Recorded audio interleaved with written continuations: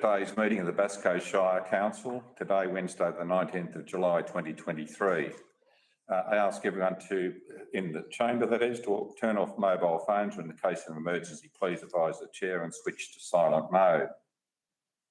Bass Coast Shire Council acknowledge the Bunurong as the traditional owners and custodians of the lands and waters and pays respect to their elders past, present and emerging, for they hold the memories, the traditions, the culture and law. Bass Coast Shire Council celebrates the opportunity to embrace and empower the Aboriginal and Torres Strait Island communities in their diversity. Bass Coast Shire Council will create opportunities for future recognition and respectful partnerships that will honour the traditional owners and custodians and Aboriginal and Torres Strait Island peoples. Call on Councillor Lang to read the councillor statement, please. All members of this council pledge to the Bass Coast Shire community to consider every item listed on this evening's agenda based on the individual merits of each item without bias or prejudice, by maintaining an open mind and disregarding councillors' personal interests so as to avoid any conflict with public duty. Any councillor having a conflict of interest in an item will make a proper prior disclosure to the meeting and will not participate in the debate or vote on the issue. Thank you, Councillor Lang. I have two apologies today, Councillor Rooks and Councillor Lasser. There are no declarations of interest, and I call on a councillor to move and second that the minutes of the council meeting held on the 21st of June 2023 be confirmed, please. Councillor Jassari and Councillor Lang, those in favour? That's carried.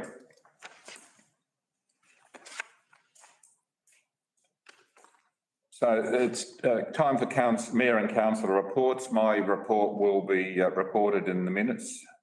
No, it's not actually. I do have something to say, which I'll get to shortly. In the meantime, Councillor Holstead has requested that she make a small statement in respect to her report, and also she will follow on with an acknowledgement of the community member.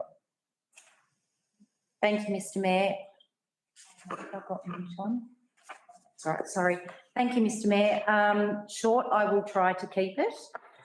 Firstly, I'd like to address a matter that's been widely debated in the community regarding councillor expenses, and I have mentioned this in my report. There's been for a long time some debate around the expenses of councillors, whether that be claiming of travel expenses, childcare or professional development.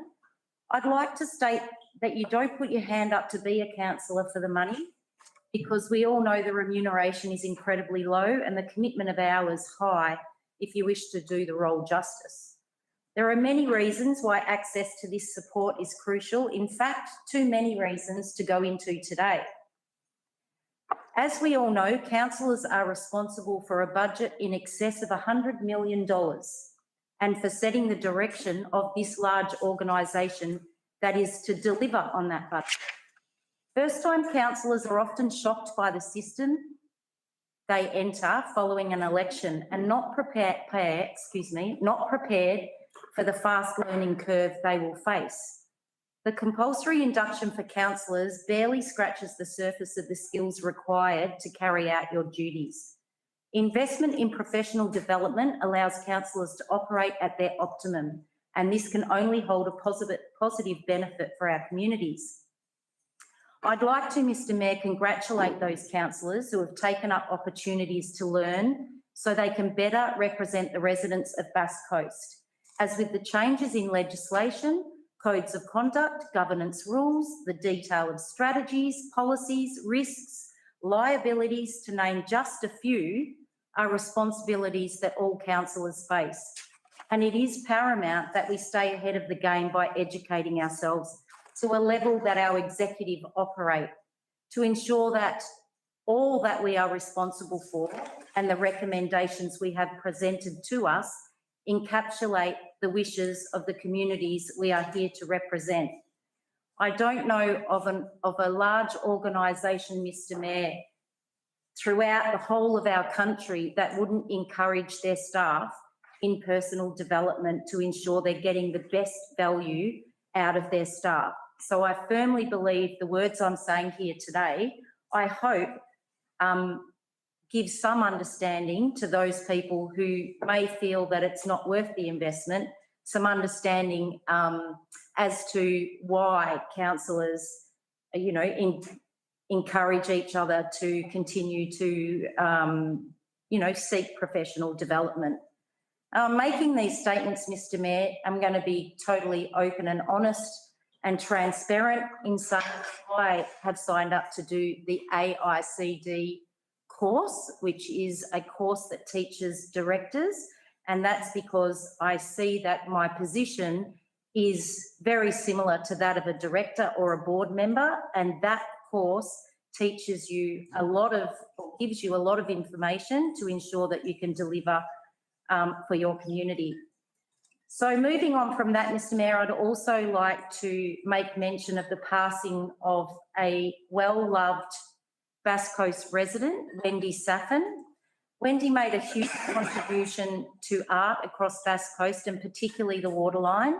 She encouraged a large number of people to explore their artistic side and fostered art in her own studio and at the Goods Shed, where for years she ran workshops and sessions and helped many of today's artists realise their potential.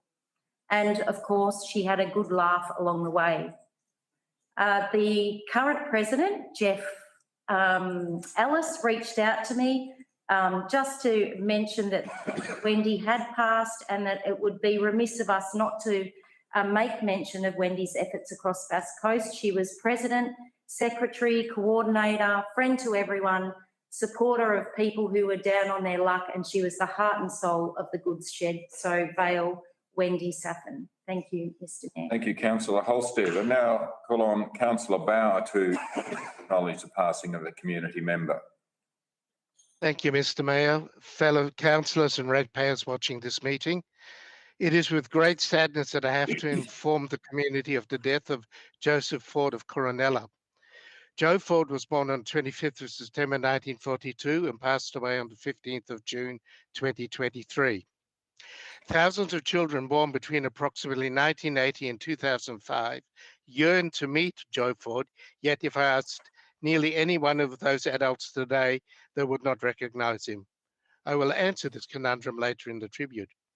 I met Joe Ford well before he made his move to Coronella, so made Coronella his home in 1989. When I was doing Bachelor's of Art Media Studies in 1975, he taught me television production. He'd moved from Brisbane the year before he was a producer for Channel O and now Channel 10. Joe's jovial personality was infectious, and he was the only lecturer from that era I kept in touch with. When he moved with his wife Hildegard and young daughter Amelia to Coronella, he got involved with the community activities and was a founding member of the Coronella Foreshore Committee. Joe was also heavily involved with the Coronella Ratepayers and Residents Association. Joe will also be fondly remembered by the children of the area, yet almost none of the children who are adults now would recognize him. So back to the conundrum. The answer: Joe Ford was the quintessential Santa Claus of Myers. Year after year, he would don the red suit and white beard and be in Santa's cave on the 5th floor of the Meyer building, bringing joy and in many cases wishful hoping to thousands of young lives. I remember him coming into my store in Little Collins Street in full regalia. Santa definitely made a presence. Every Boxing Day, he was a Santa at the Boxing Day test at the G, and there's a picture of Shane Warne sitting on his knee.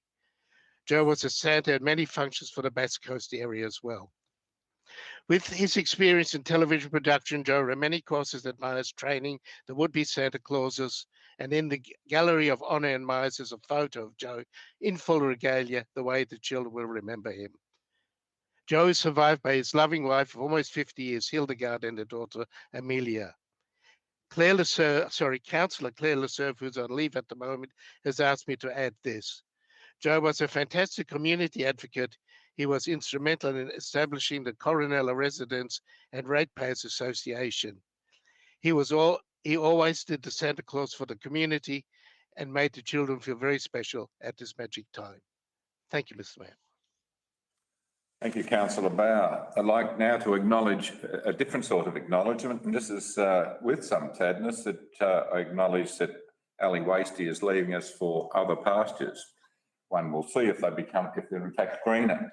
So I want to thank Ali for 4 fantastic years of passion and leadership that has been second to none, particularly in leading the region through the challenging pandemic and into a strong recovery. Ali has helped transform Bass Coast into a fairer, more dynamic and exciting region, positioning us for continued sustainable growth in the future. Under her leadership, we have achieved some incredible things at Bass Coast. Council's landmark gender equality work, many firsts for local government, notably 12 months paid superannuation following the birth or adoption of a child to reduce the super pay gap. 16 weeks paid parental leave regardless of gender to minimise financial decisions for women to stay home. Partnership with Hawthorn Football Club to promote women and girls' participation in sport. Equal prize money for men and women by sporting organisations wishing to use council grounds. Development of the Climate Change Action Plan, including our waste strategy, setting us up to achieve net zero emissions by 2030. This includes the newly adopted 22-23 urban forest strategy, which aims to increase the amount of trees and shrubs in our townships. Bass Coast also became one of the first councils worldwide to use climate science to predict impacts on our buildings via our Building Asset Management Plan. The development of the Bass Coast Dinosaur Trail. The soon-to-be-open new cultural centre in Cowes. Over the last year, we've seen the centre rise out of the ground to become a centrepiece for arts and culture in our area. This is a significant part of our biggest capital works program ever, from new sports pavilions for soccer and croquet, a new park in Kilcunda, new footpaths, road renewals and upgrades. It's what it says actually, I didn't read it right. Positioning Wonthaggi as a destination in its own right through Wonthaggi Opportunity Unlocked. As part of this, our new regional play space in Wonthaggi, Guide Park, received the award for the best play space, greater than $500,000 at the 2023 Parks and Leisure Australia Awards of Excellence earlier this year. So suffice to say, I'm sad to see Ali leave, but I'm excited for her new challenge and to see what she achieves next. A new role as CEO of the City of Greater Geelong is a challenge she will relish, especially in light of yesterday's news. It has been a privilege to work closely with Ali. From myself and on behalf of the previous mayors Ali has worked with, Councillor Brett Tessari, plus Deputy Mayors Bruce Kent, Jeff Ellis, Letitia Lang and Rochelle Halstead. We all wish her very well in her new role and beyond that. And we do appreciate there will be a beyond that. So congratulations, Ali, on your service here. And as I say, I'm sad to see you go, but it has really been worthwhile the period we've spent with you. Mr. Mayor.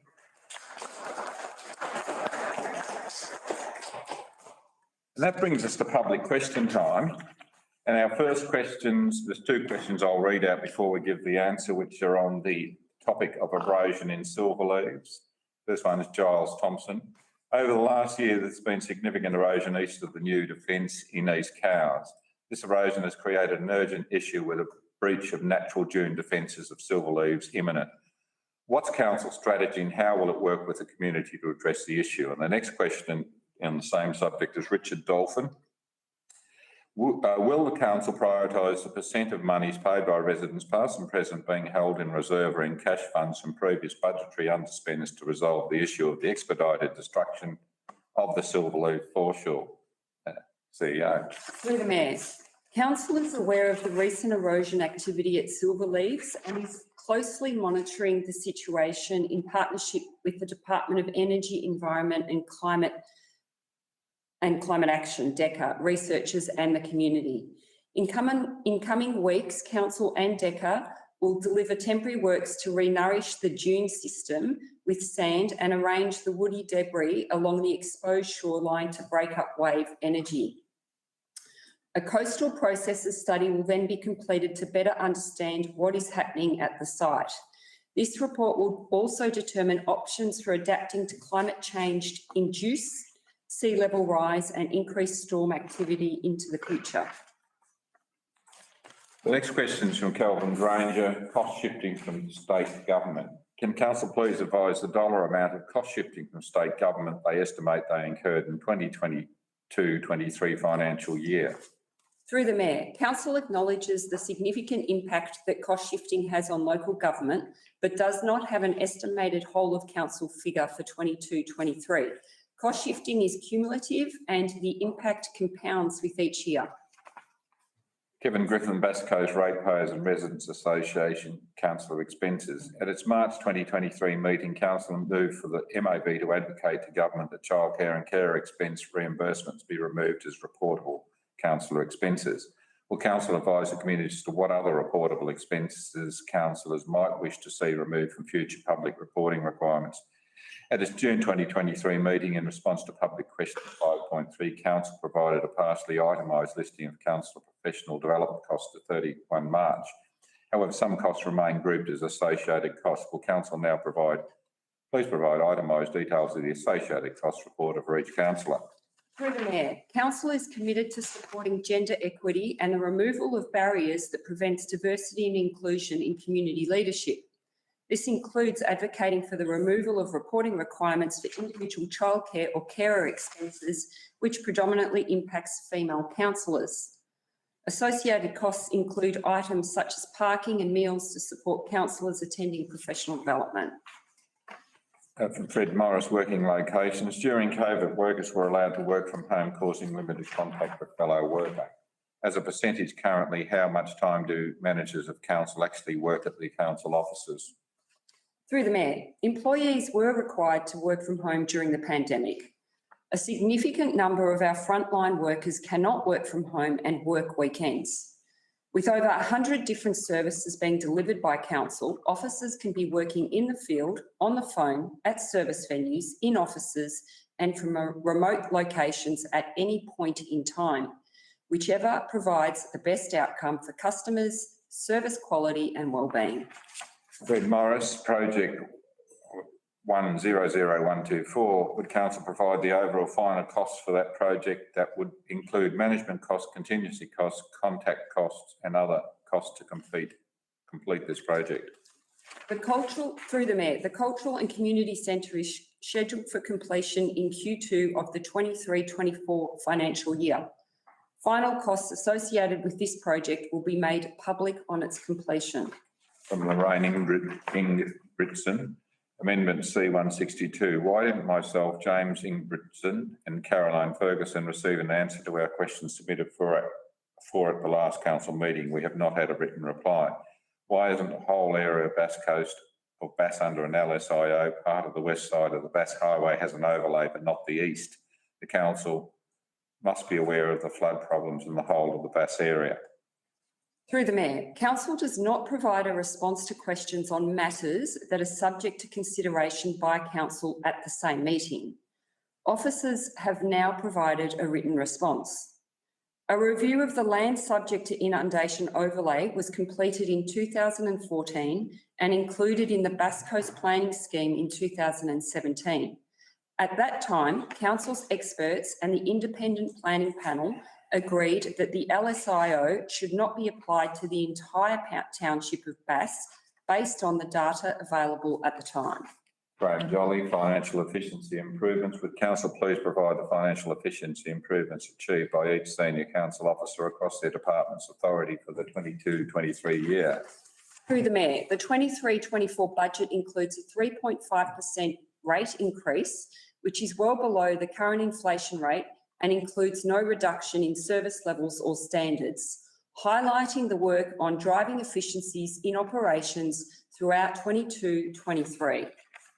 Jolly, resilient communities. What scope of responsibility and duty does council's resilient communities department control when employing approximately 136 people?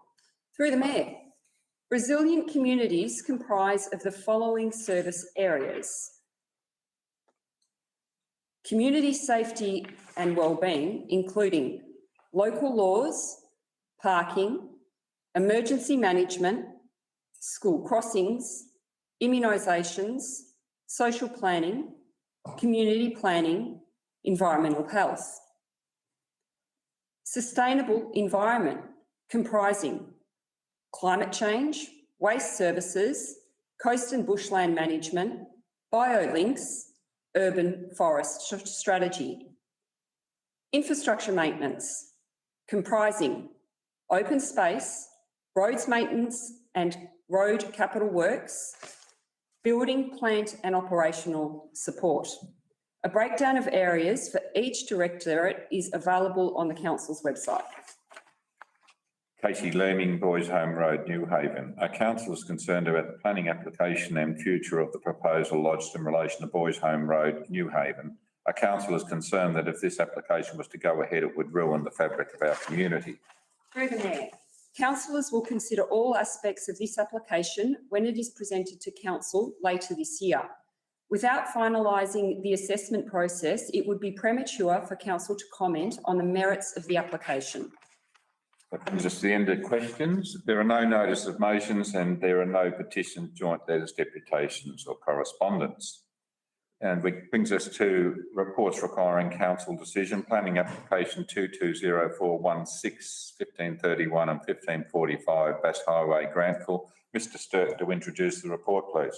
Thank you, Mr Mayor. The purpose of this report is to present planning application 220416, which seeks to use and develop the land for a supermarket, bottle shop, pharmacy, other retail offerings, a bank, 2 food and drink premises, and a postal agency and a service station.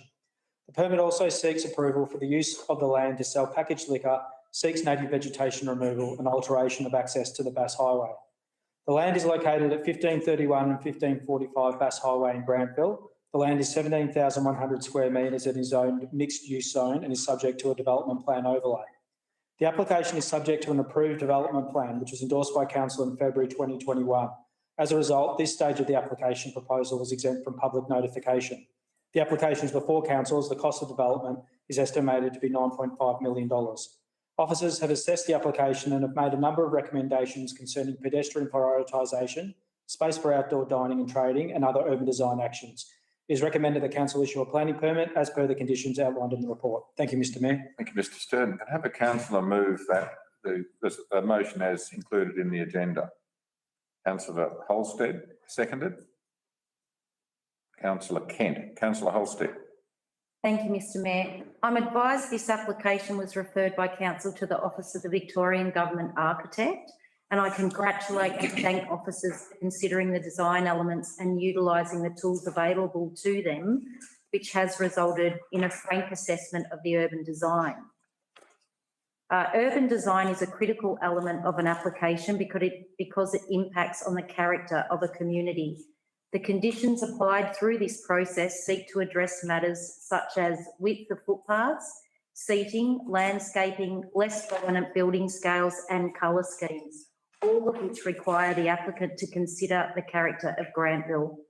I wish to encourage officers to continue to give serious consideration in this space to all applications before it. I cannot stress enough the importance of urban design. I also wish to highlight we have a higher than required car parking provision, a concern often discussed when considering large developments. That's a great outcome and one I hope we'll continue to see in future applications presented in this chamber. Thank you, Mr Mayor. Thank you, Councillor Holstead. Councillor Kent. Thank you, Mayor. Look, I haven't got much to say. I think Councillor Rochelle Halstead covered the majority of it. For Granville, it's a fantastic move. It seems that we have no movement at all and then suddenly it just rains down. We're not here to talk about viability of certain shops, supermarkets, whatever. Thankfully, we live in a free enterprise and it will be up to those people to decide what they believe is viable for Granville. But I look forward to that area being developed and it's certainly a success for the community of Granville. Thank you. Thank you, Councillor Kent. Any other councillor wish to speak? If not, Councillor Holstead, do you wish to close the debate or put, Nothing further, put thank that? you, Those in favour of the motion? That's carried. That brings us to 8.2, adoption of the Wonthaggi Activity Centre Streetscape Master Plan. I call on Mr Sturton to introduce the report, please. Thank you, Mr Mayor. I'm pleased to present for adoption the Wonthaggi Activity Centre Streetscape Master Plan. The Streetscape Master Plan, pardon me, is a suite of projects part of a suite of projects that have been implemented within the Wonthaggi Activity Centre over the previous 2 years, which has included the Activity Centre Plan, the Wonthaggi Access and Movement Study, the Apex Park Playground and Toilet Upgrade, which incorporated a Changing Places facility, a lighting project in McBride Avenue, the Wonthaggi Freight Study, and pedestrian upgrade projects, including the Biggs and Murray intersection upgrade and the Graham Street Wombat crossings in collaboration with Regional Roads Victoria. The Streetscape Master Plan aims to prioritise pedestrians within the activity centre for a range of intersection treatments, enrich the public environment through urban design interventions, introduces street trees within Graham Street, and incorporate bicycle lanes in McBride Avenue. The master plan proposes a net gain of 1 additional car parking space within the activity centre. Community consultation was conducted on the draft master plan from November 2022 until March 2023 and included council's online engagement platforms, social media posts and face-to-face engagement events. Strong support from the master plan was received, with the key themes that emerge including pedestrian safety, parking, signage and wayfinding and public realm improvements. Council has in excess of $1.5 million allocated from successful grant funding to design and deliver the first stage of implementation of the Streetscape Master Plan in financial year 23-24. It is recommended the council endorse the Wonthaggi Activity Centre Streetscape Master Plan. Thank you, Mr Mayor. Thank you, Mr Stern. Is there a councillor to move the motion as per the agenda? Councillor Lang, a seconder. Councillor Lark. Councillor Lang. Thank you, Mr Mayor. I'm very pleased to be moving this motion today. I'm very proud of the work that council officers and the community has done in contributing to the project thus far. I just wanted to talk a little bit about the consultation that we've undertaken over a span of over a year, that we've had, as Mr Sturton mentioned, social media engagement and in-person engagement and through the website and also direct email to Wonthaggi traders. We've also engaged directly with the Wonthaggi Business and Tourism Association, albeit now a beleaguered association. And there's also been 3 drop-in sessions at Apex Park where more than 90 people attended. Since we've had this consultation, we've also made some significant changes to the master plan to reflect the needs of the community, mainly around the concerns around the loss of parking in McBride Avenue. But we've managed to take those points of view into account. And we've also, I think, produced a win-win there because we've provided the mobility lanes there as well as maintaining the parking. The beautification of Graham Street has also been a key element to the activity centre plan. I just want to make it clear it's not the Wonthaggi Activity Centre parking plan, it's the Wonthaggi Activity Centre plan. It's about encouraging people and pedestrian traffic to be able to navigate safely throughout the whole business district. And more people going past shop windows means more wallets with pockets with wallets in them going through there. So I think that this is a really, really excellent plan. It's the final seal. There has been, unfortunately, some really interesting, albeit confusing feedback from some people in the community. I just wanted to highlight that there is a net gain of 1 car park in the whole activity centre plan. So there's no net loss of car parking in there. And also there has been quite a lot of beautification. I know that just to quickly wrap up, the feedback that I've received from people, particularly people with a disability, being the chair of the Access and Inclusion Advisory Committee, is that the Wombat crossings, which were part of the activity centre plan, have made a significant improvement for them to be able to navigate the streets. I know as a pedestrian with young children crossing the road, it has made a huge difference to my ability to navigate. And I spend a lot more time wandering through the arcade and going through all of the wonderful places that the activity centre has to offer. So on that note, I wanted to support this motion. Thank you, Councillor Lang. Councillor Lark. Thank you, Mayor. Firstly, from a big picture perspective, key and modern placemaking themes nowadays include delivering a place where people can choose to walk, cycle, take public transport or drive a car, building healthy communities, and practical ways for implementing complete streets alongside the realities of transport economics. In other words, a significant change of mindset and culture leading to a safer balance between vehicles and people of all abilities. Women's experience of public space, providing for people with physical or intellectual challenges an experience of streetscapes and access safety issues day to day, including recreation. The economics of local community, staying one step ahead of Amazon for the benefit of our businesses, the sharing economy and the connection between walkability, greenery and property value. Secondly, from a strategic placemaking theme perspective, critical connections are part of the planned solution, and the Wonthaggi Key Area Network has been recognised at long last and expanded to include Biggs Drive in part, Bilson Street, Graham Street, Murray Street, McBride Avenue, Mackenzie Street in part, and Watt Street. And elements relating to pedestrian connections and safety, cycling connections and safety, road traffic flow, including buses and freight, road traffic speed reductions and calming, all abilities, access and parking generally, and options for improving pedestrian safety at intersections and elsewhere. Overall, notwithstanding some expressed concerns around parking, the Streetscape Master Plan is a balanced outcome and safer environment for our people. We have a long way to go to meet our obligations for people of all abilities, and this master plan is bringing about the future into the present so that we can do something about it now. In essence, it is time for Wonthaggi to change and adopt modern placemaking themes, and I fully support the recommendation. Thank you. Thank you, Councillor Lark. Does any other councillor wish to speak to? Yeah, Councillor Tassari. Thank you, Mr Mayor. I would also like to congratulate our staff and the work that they've done putting this plan together. As a Wonthaggi born and bred, it's difficult to look at these plans and imagine the little town that you grew up in turning into what you see on the paper.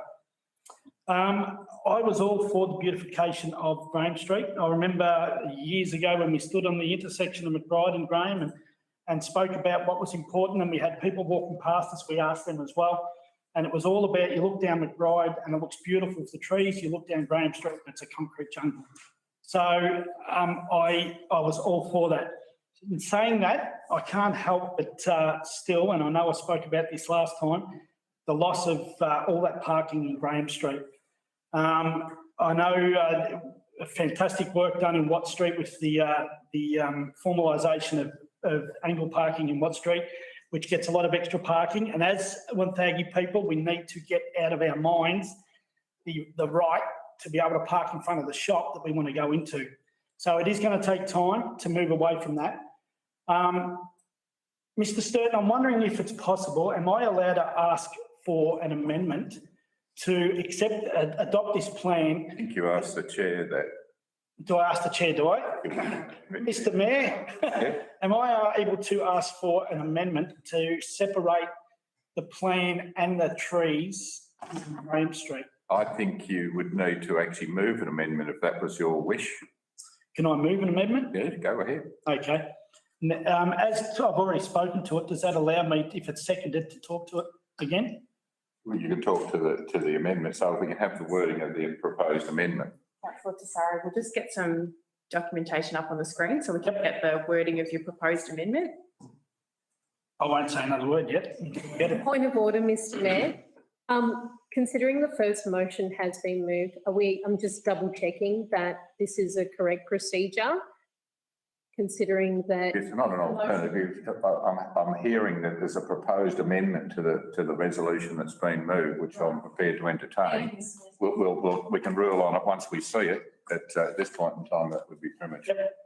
So the wording I'd be looking for would be along the lines of adopting the current motion, but separating the beautification of Graham Street and the trees to a separate time where there can be more work done on number of trees, number of parking spots lost. Point of order, Mr. Mayor. I think this is a substantive amendment. It's not an amendment. It's What you're suggesting is it's counter to the spirit of the original amendment, motion.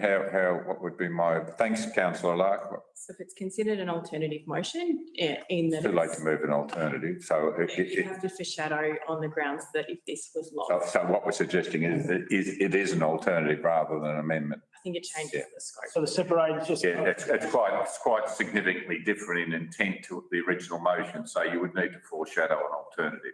If I can, just for clarification, I'm not looking to knock it out. I'm just looking for it to be separated and not to form part of the initial adoption.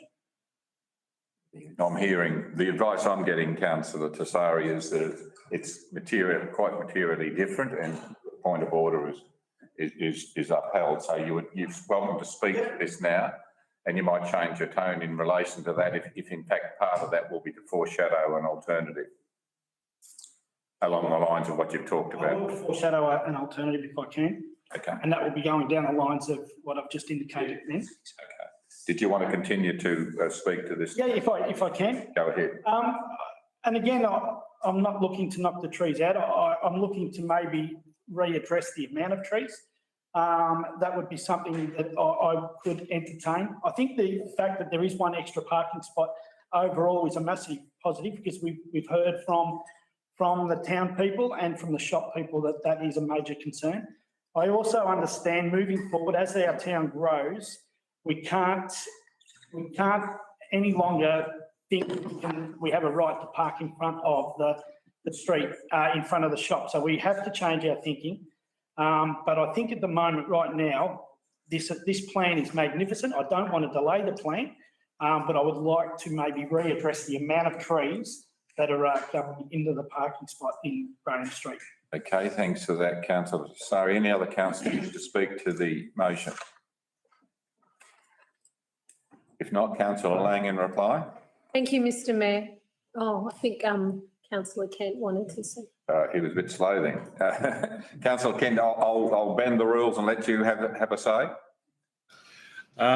Thank you very much, Mayor. Look, personally, I just wanted to give heads up to Councillor Tessari that I support his view, and we'll see what happens in a few minutes. Thank you.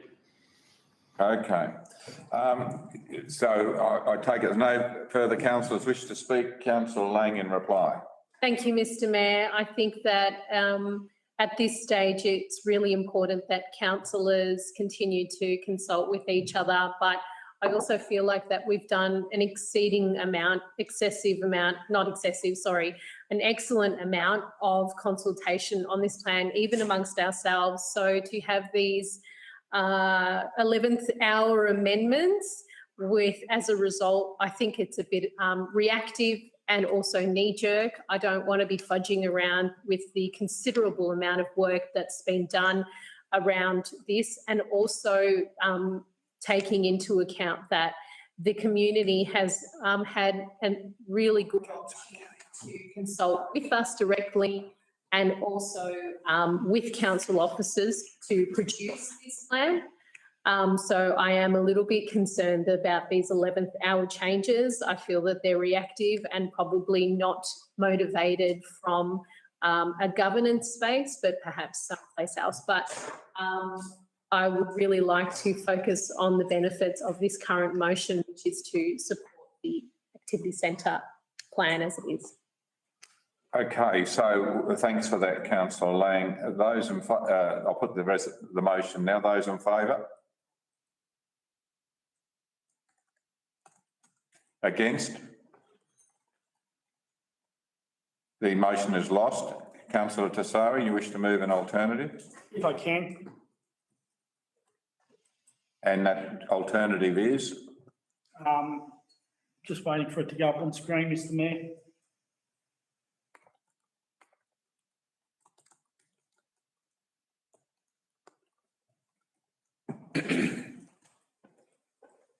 The council adopt the Wonthaggi Streetscape Master Plan 2023 and implement programs of works in 2 stages.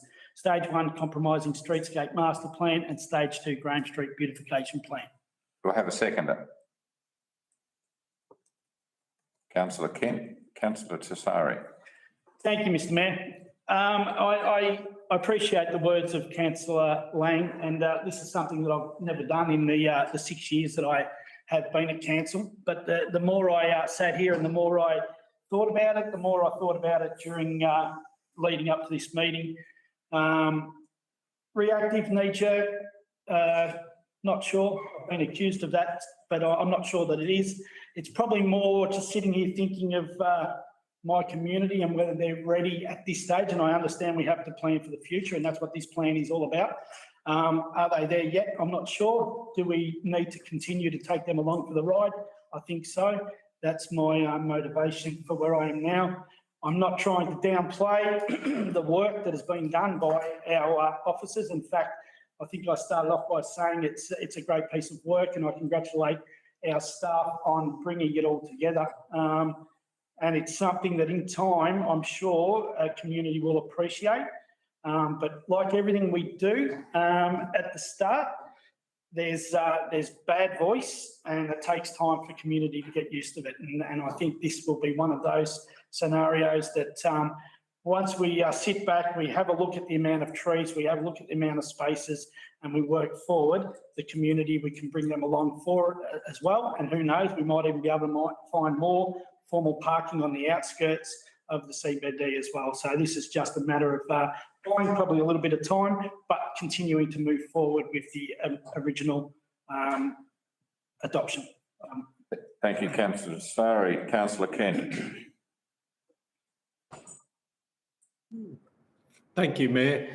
I think Councillor Tessari's covered it all. It's not often you get to support somebody in something they've never done before. So yes, I think having a little bit of space there to bring the whole of the community along with us is a good thing. Thank you.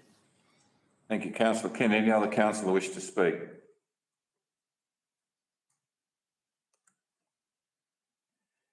Councillor Tessari, wish to say anything further? We put No, that. I put it to a vote. Those in favour? Against? That's carried. Against, that's carried. All right, procurement policy, that's 8.3, procurement policy amendment 2023. Ms Borley to introduce the report, please. Thank you, Mr. Mayor. The purpose of this report is to present the Procurement Policy 2023 to Council for consideration. The recommended changes within the updated policy include the introduction of definitions, consistency in approach to the handling of GST, changes in procurement thresholds for obtaining quotations, and expanded financial accountability requirements. The recommended changes support the delivery of services and projects and ensures efficient and practical procurement processes. Thank you, Mr. Mayor. Thank you, Ms Borley. Can I have a councillor move the motion as in the agenda, please?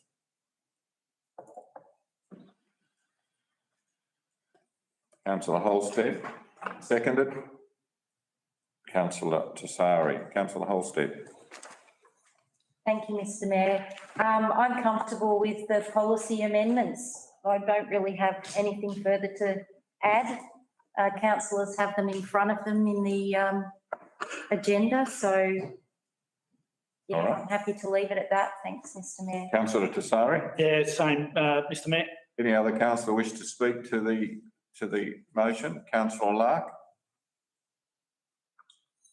My view is that the balance between procurement policy and delegations and council oversight is out of kilter. One simple example are contracts for service, in my opinion, including the engagement of consultants and contractors without adequate overseeing and performance evaluation by council. I think there are many aspects of the delegation procurement policy and delegations aspects that go too far and clearly disenfranchises councils and as a result the community to have closer scrutiny of decisions that are being made. Thank you. Thank you, Councillor Lark. Any other councillor wish to speak? Mr Mayor, can I ask councillor Lark? No. Can I ask You can handle this in reply when we get to that, if you like, but no, any other councillor wish to speak? Councillor Halstead in reply, and not a question, if you make it, you're entitled to participate in the debate, to close the debate and respond. I guess what I would have liked to have suggested to councillor Lark was whether he had considered moving an amendment. Well, that's a procedural thing, so I won't allow that, but if you wanted to continue in your closing. I just feel that it's, you know, you can say that you can say in your debate how you feel about something that's on the agenda, but if you don't offer an alternative, then, you know, saying what you're saying is not achieving anything other than putting it out there. So that was my feeling behind councillor Lark's debate. But I don't have anything further to add, Mr Mayor. As I said in the opening statements, I'm happy with the procurement policy amendments at this stage. I'm just a bit confused about why we would argue against them and not put up an alternative. Okay, thank you, councillor Halstead. I'll put the motion. Those in favour? Against? And that's carried. That brings us to 8.4, review of instrument of delegation, council to Chief Executive Officer. Ms Bowley, to introduce the report, please. Thank you, Mr Mayor. The purpose of this report is to recommend that council adopts the instrument of delegation from council to the Chief Executive Officer to support the effective operation of council and revoke the previously adopted instrument of delegation. Thank you, Mr Mayor. Thank you, Ms Bowley. Can I have a councillor to move that motion? Councillor Tessari, seconded. You'd have to second it as well, no? Councillor Lang. Councillor Tessari. I would have put my left hand up if I had to say. Thank you, Mr Mayor. This is, I'm more than happy with the review of the delegation and more than happy to move it and put it to a vote when the time comes. Thank you, Councillor Tessari. Councillor Lang. Nothing further to add. Any other councillor wish to speak? Councillor Lark.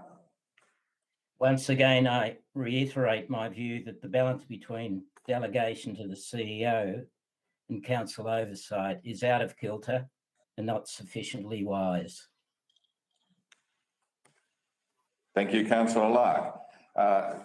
Any other councillor wish to speak? If not, Councillor Tessari, shall we put it? Put it to a vote. We'll put that. Those in favour? Against? That's carried. That brings us to statutory reports, and I request the councillor to move and want to second that the agenda items 9.1, 9.2 and 9.3 be considered as a block. Councillor Tessari, Councillor Halstead. Those in favour? Against? That's carried. So does any councillor wish to take out any of those reports for discussion?